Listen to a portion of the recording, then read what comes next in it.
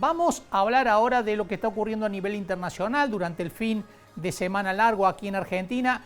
En el panorama mundial hubo novedades que causan preocupación porque Rusia, Vladimir Putin, el presidente, anunció que Rusia se retira del tratado de control de armas nucleares que tiene con Estados Unidos y por lo tanto genera incertidumbre que motivó respuesta tanto de la comunidad internacional como del propio Joe Biden, presidente de los Estados Unidos. Vamos a analizar este tema con Claudio Fantini, especialista, analista internacional. ¿Qué tal, Claudio? Buen mediodía.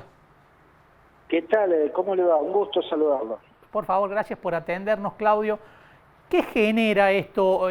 Bueno, en primera medida mucha preocupación en la comunidad internacional, pero ¿qué significa que Rusia suspenda su participación en el Tratado de Desarme Nuclear?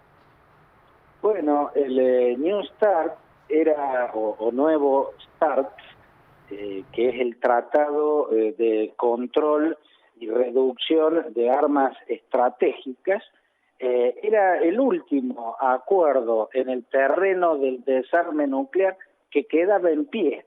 Era el último tratado que estaba con vigencia. Todo lo demás ya se había perdido. Esto señala o permite medir la gravedad de que Rusia suspenda su participación.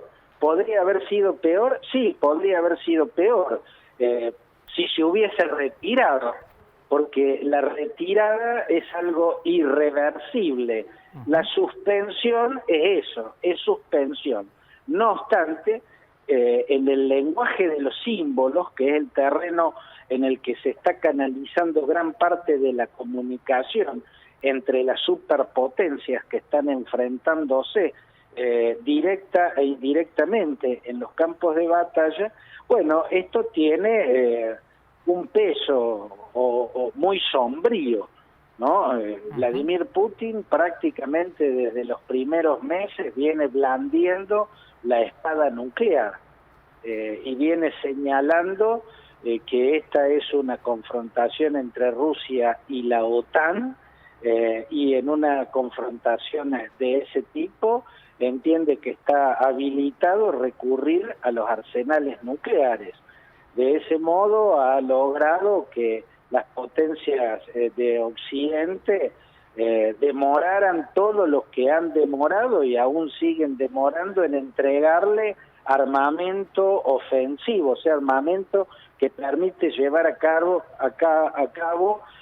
ofensivas en gran escala, ¿no? Los ucranianos recién ahora o a partir de los próximos meses empezarían a recibir los tanques, pero digamos que tanques, los británicos podían mandarle los Challenger mucho antes, los franceses podían mandarle sus tanques, los Leclerc, los norteamericanos podrían haber mandado mucho antes sus tanques Abrams, que son los más poderosos, los más sofisticados también, y los alemanes, los tanques tan ansiados por los ucranianos, que son los Leopard, ¿no? Todavía no los ha recibido, va a empezar a recibirlos. Y de aviones de combate todavía las potencias de la OTAN no quieren hablar. Con todo el apoyo que es fuertísimo y sin el cual Ucrania no hubiera podido sostener su resistencia más allá de un par de meses, el apoyo de la OTAN también lleva un freno, el de tratar de no entrar en una confrontación directa con Rusia, porque esa confrontación se daría en términos nucleares, la tan temida Tercera Guerra Mundial. Bueno, suspender la participación rusa en el nuevo START, que fue firmado en el 2010, si mal no recuerdo, por Obama y quien en ese momento era el presidente de Rusia, que era Dmitry Medvedev, actual número 2 del Consejo de Seguridad, un putinista de los más fanáticos, pero fue Medvedev el que el 2010 firmó ese tratado que después fue ratificado en el 2021. Ahora entra en un cono de sombra en lo que intenta ser un mensaje de Putin sumamente amenazante para Ucrania y también para los aliados occidentales, o sea, Europa, Canadá y los Estados Unidos. Claudio, ¿esto también habla del estado en el que está la guerra? Que Putin se haya visto obligado a reiterar y a tomar medidas, a hacer una movida ya más específica con respecto al tema nuclear. Sí, yo diría que la guerra está en una fase de empantanamiento, ¿no? Las armas van siendo claves y reveladoras de las distintas etapas que va atravesando. La primera etapa del conflicto tuvo como escena principal el ingreso desde Bielorrusia de una columna de blindados y de camiones cargados de soldados. Era una columna, una caravana gigantesca de muchísimos kilómetros que intentó llegar a Kiev, y ahí se encontró con la sorpresa de una resistencia que no esperaban y que los obligó a replegarse. Y a Putin y su generalato les obligó a resetear toda la operación de invasión a Ucrania. Ahí jugaron un papel clave dos armamentos que le dieron los norteamericanos: los proyectiles antitanque Javelin y los misiles portátiles tierra-aire Stinger o Stinger, ¿no? Bueno, esas armas tuvieron un rol clave. La segunda etapa fue la de reconquista de territorios por parte del ejército ucraniano, mientras paralelamente toda la división que había tratado de llegar aquí enfrentando desde Bielorrusia se acumulaba en el frente este para fortalecer la conquista del Donbass. Estaba bajando sus aspiraciones de conquista territorial para Vladimir Putin para fortalecerse en el Donbass. Bueno, en ese momento a favor de Ucrania también hubo armas claves, los lanzacohetes HIMARS, por ejemplo, y sobre todo los obuses, los proyectiles de obuses de 155 milímetros. Esas fueron las armas claves. Para que Ucrania pueda retomar su avance hacia el este, que tuvo éxitos muy grandes, como fue la reconquista de todo el óblast de Kharkiv, o Kharkov, como la llaman los rusos, en el noreste de Ucrania. Kharkov nunca había caído en manos rusas, pero la casi totalidad del óblast, o sea, del territorio provincial, estaba en manos rusas. Lo reconquistaron los ucranianos. Otra conquista de los ucranianos muy importante, y esta sí fue una reconquista, fue la ciudad de Jersón, en el centro, y de ahí lograron avanzar y tomar posiciones en la costa este del río Dnieper.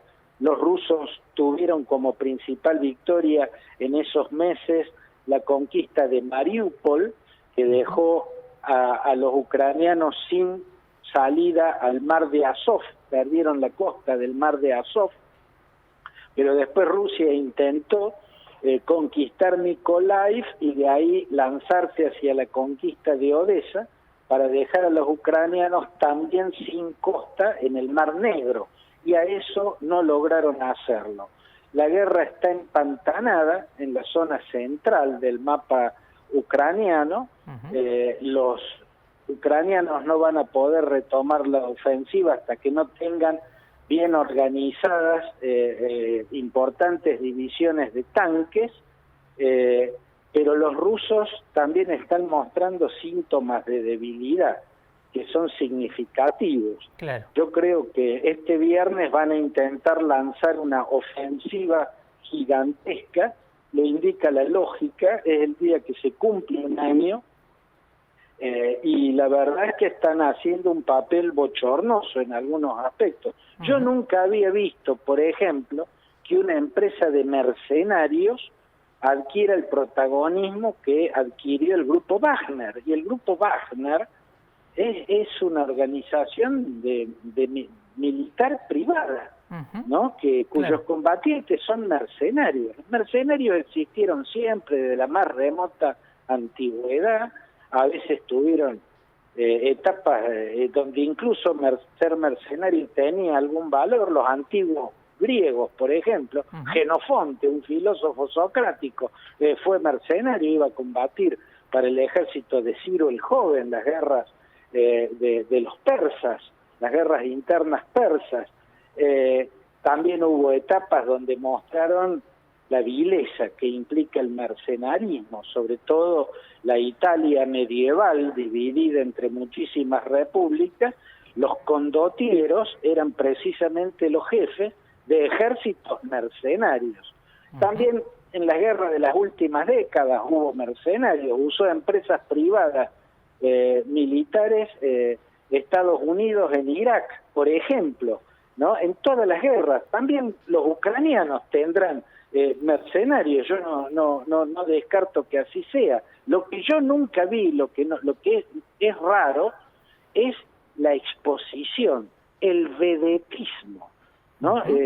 Yevgeny Prigozhin, que es el CEO del grupo Wagner, que lleva el nombre por Richard Wagner, el gran músico alemán cuyas composiciones embelezaban a Hitler porque le hacían sentir en armonías musicales la superioridad de la raza árabe, aria, ¿no? Esto muestra que los dueños de Wagner tienen eso, son filonazis también. Bueno, amén de eso, Prigozhin sale más en la televisión de Rusia y del mundo que los generales rusos que están llevando adelante la guerra.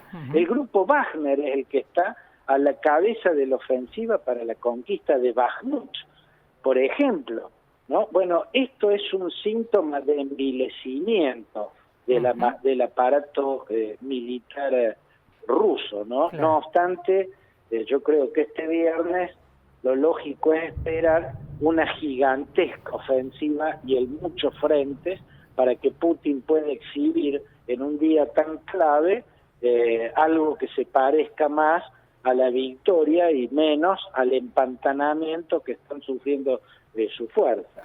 Claudio, muchísimas gracias. Como siempre, un gusto escucharlo. Bueno, ha sido un gusto para mí. Les dejo un abrazo grande. Un abrazo. Claudio Fantini, la guerra en Ucrania está empantanada y son estos capítulos que van teniendo derivaciones de una guerra que está en el estado en el que se encuentra y que, bueno, motiva movimientos que generan mucha preocupación, como por ejemplo esta suspensión de Putin de la participación en el Tratado de Desarme Nuclear. Una situación compleja que mañana, decía Claudio Fantini, se espera una respuesta de parte de Rusia en términos de una fuerte ofensiva allí en Ucrania y una guerra que además tiene derivaciones y consecuencias en el resto del mundo, por ejemplo, a través de las cuestiones económicas. Hoy las bolsas están cayendo como una respuesta a eso que está ocurriendo a nivel internacional.